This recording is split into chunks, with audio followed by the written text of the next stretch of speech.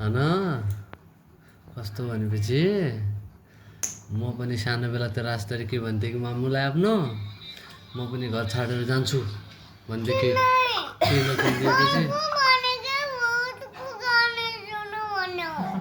भूतको हिजो म दोकानबाट आउँदै थिएँ अनि पछि म त हिँड्दै हिँड्दै कहाँको जङ्गल पुगेँ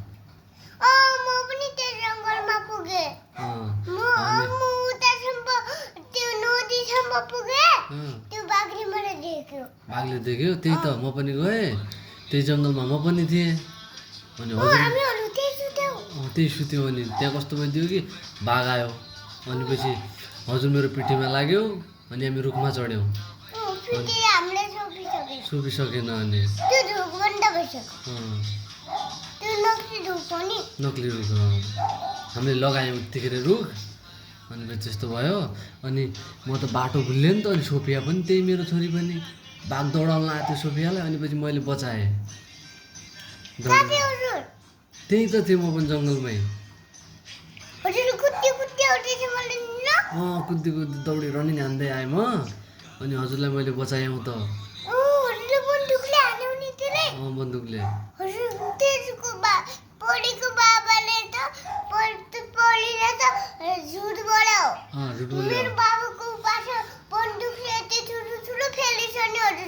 अनि अझ ठोकिदिन्छु म त्यसलाई फेरि हजुरलाई ठोकिदिने हो त्यसलाई केही भनेपछि ठुलीलाई पनि ठोकिदिउँला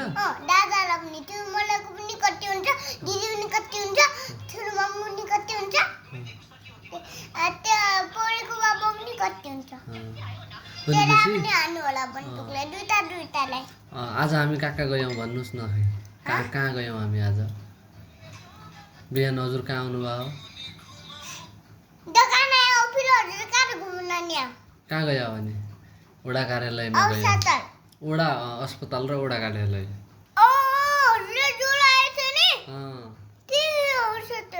त्यो अस्पताल गयौँ अनि वडामा अनि हाम्रो दोकानलाई दर्ता गर्नु थियो के अनि हजुर म मम्मी अटोमा गयौँ अनि त्यो बेला बाघ पछाडि पछाडि आउनु लाग्थ्यो हाम्रा अनि फेरि मैले बन्दुकले ढिच्यु हान्यो बाघ मऱ्यो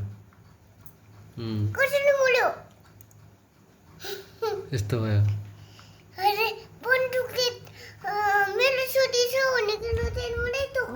ठोकिदियो हो र अनि हजुरले आज दोकानमा को आएको थियो आज को आएको थियो आज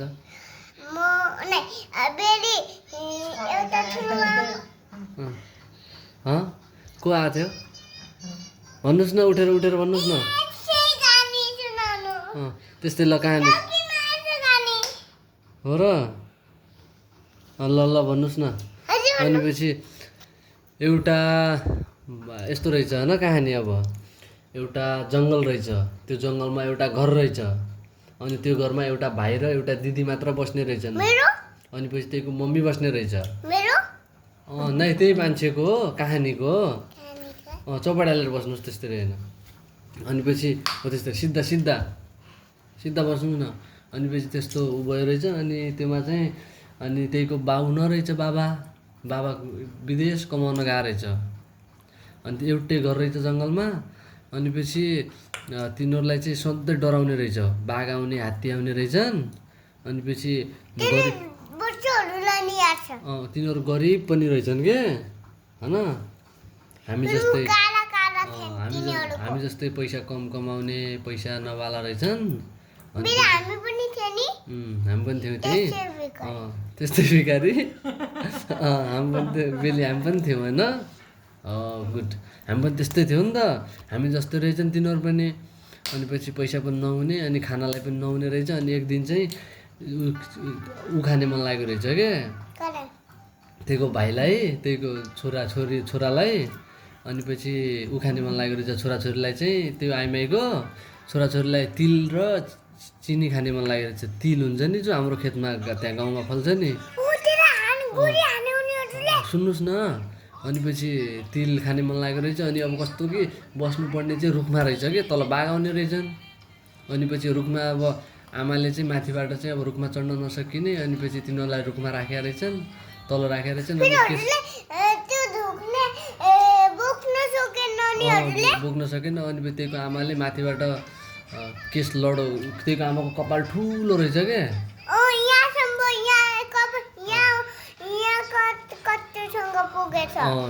तेरा बाबाको जस्तो यस्तो कपाल बाबा जस्तो रहेछ। अनि पछि मम्मी हुने ल। ल बस्नुहोस् न ल।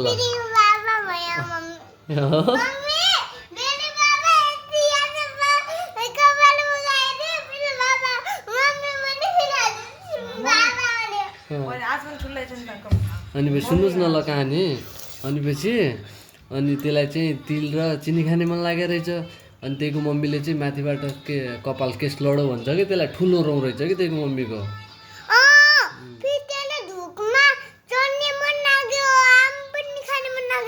अनि तेरो मम्मीको कपाल पनि त्यस्तै थियो अगाडि। तेरो पेटमा थियो त मम्मीको पेटमा। मम्मीको कपाल ठुलो थियो अनि बाबाले कुटेर मम्मीको कपाल सबै सके। त्यस्तै भयो त्यहाँ पनि। तँ बाहिर आयो।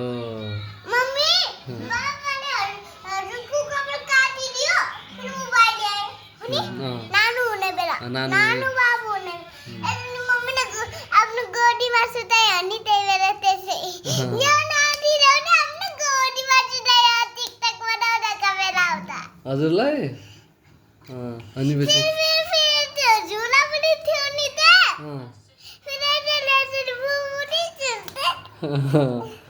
अनि बस्नुहोस् न। अनि पछि त्यो अनि तिल र चिनी खाने मन लाग्यो। अनि त्यहीको मम्मीले चाहिँ कपालमा बाँधेर अनि तलबाट चाहिँ माथि चाहिँ आफ्नो छोराछोरीलाई पुगायो तल भुइँमा पुगायो। अनि पछि त्यहीको छोराछोरीले चिउडा खायो, त्यो खायो होइन तिल। अनि खाइसकेपछि अनि नपोख्नु भनेको थियो कि तिल पोखियो। अनि पछि भूतले थाहा पायो मान्छे छन् भनेर रुखमा। अनि पछि खाइदियो भूतले तिनीहरूलाई। खायो अनि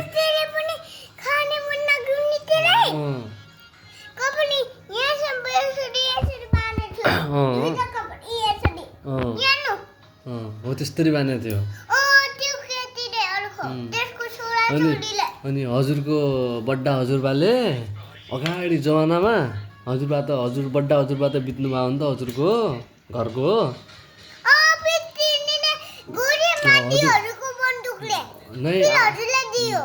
हजुरबा बन्दुक चलाउनु हुन्थ्यो हजुरको बड्डा हजुरबा। अनि घरको हजुरमा घरमै हुनुहुन्छ। आजकल काठमाडौँ जानुभएको छ हजुरको होइन। अनि पछि कस्तो भयो भने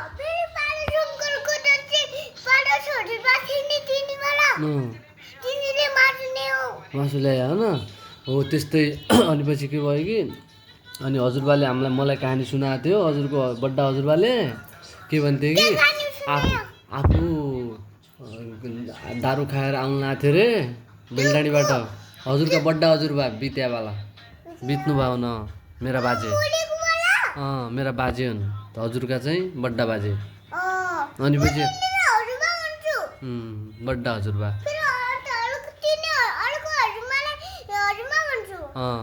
अनि पछि त्यो भइसकेपछि अनि पछि हजुरबाले के भने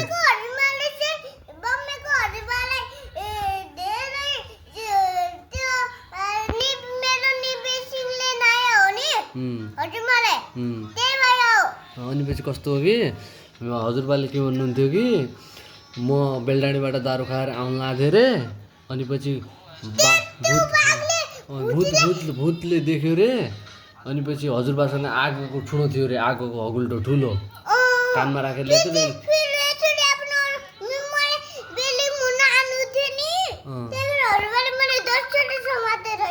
अनि हजुरबाले बाघलाई अनि त्यो भूतलाई सक्यो। अनि भूत भाग्यो। अनि भूत भागिसकेपछि अनि पछि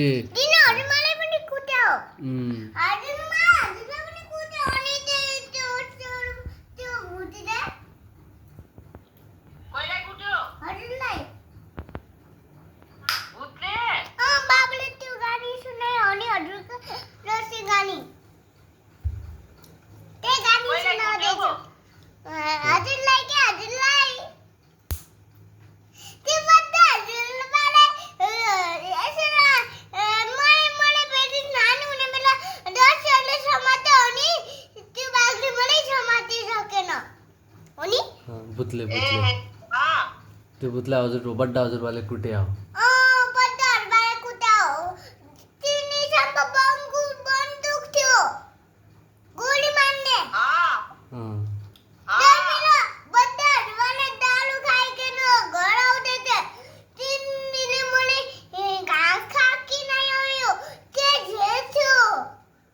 त्यो भूतलाई अनि हजुरबाले गोली हान्यो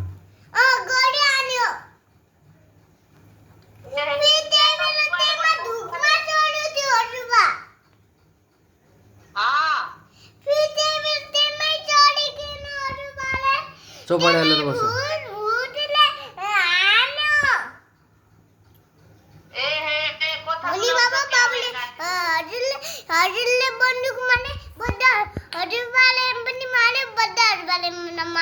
मारिदियो भूतलाई सबलाई मारिदियो अनि हजुरका बड्डा हजुरबा बन्दुकले मारेर बँदेलको मासु ल्याउनुहुन्थ्यो दुम्सीको मासु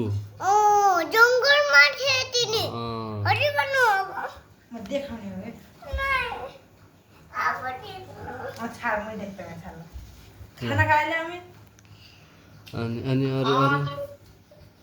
अरू कहानी के भनेको थियो हजुरमाले अरू कहानी जंगलमा भूत थियो घरमा टक टक पानी आउँदै थियो गर्ने वाला गानी सुनाउनु न अरुमा घरमा टक टक आउने वाला गानी सुनायो नि बाबा त्यो गानी सुनाउँदै छैन अघि गरेर चाहिँ बेडी गरेर चाहिँ हजुर मलाई सुनाउनुस् भन् त ल हजुर सुन्नु ल टक टक घोडा वाला ल उठ्नुस् ल चौपडी हालेर बस्नुहोस् ल कस्तो कि हजुर सानो हुनुहुन्थ्यो उतिखेर अनि पछि त्यो कस्तो हुन्थ्यो कि भित्र सुत्या भएपछि बाहिर घोडा कट कट कट कट गरेर आउँथ्यो भूत त्यही त घोडामा बसेर आउँथ्यो कि भूतवालो घोडा हो टक टक टक सोफिया कहाँ छ भन्ने भयो टक टक टक अनि आउने भयो सोफिया कहाँ छ भन्ने भयो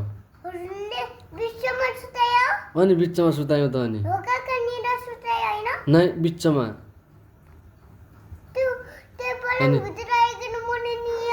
लिएन मैले बचाएँ त बिचमा सुताउँथ्यो अनि बाबा त भन्न जानेन पापा यस्तो भन्थ्यो आजकल पो बाबा भन्न जान्यो त पापा मम्मीलाई मम्मा गर्थे अनि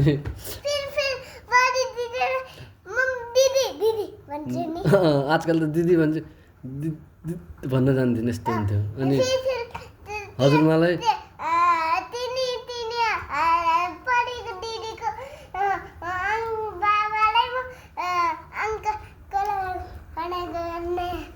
अनि पछि हजुरबाले अदुबा अदुबा अदुबा भन्थे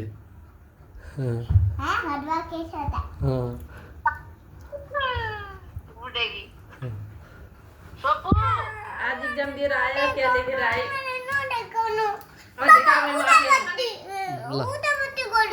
ल अनि पछि कस्तो हुन्थ्यो कि टक टक टक टक आउने भयो घोडामा सोफिया कहाँ छ टक टक टक टक टक टक आउने भयो सोफिया कहाँ छ भन्ने भयो अनि पछि बाबा जाने भयो यस्तै हाउ गरेर अनि सोफिया आउने भाइ हाउ गरेर आजकल त ठुली भयो कि आँखा हेर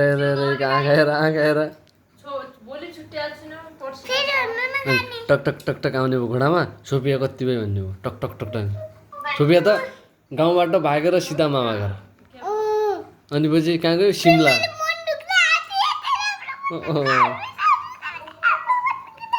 अनि पछि हजुर कहाँ जानुभयो सिमला मलाई छाडेर पछि गएँ म त हजुरलाई ल्याउन गएँ त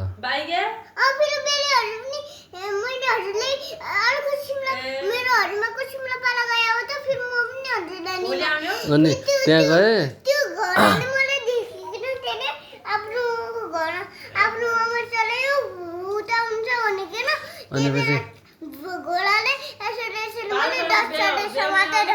अनि पछि कस्तो भयो थाहा छ अनि हजुरको मामासँग मेरो झगडा भयो हान भयो अनि पछि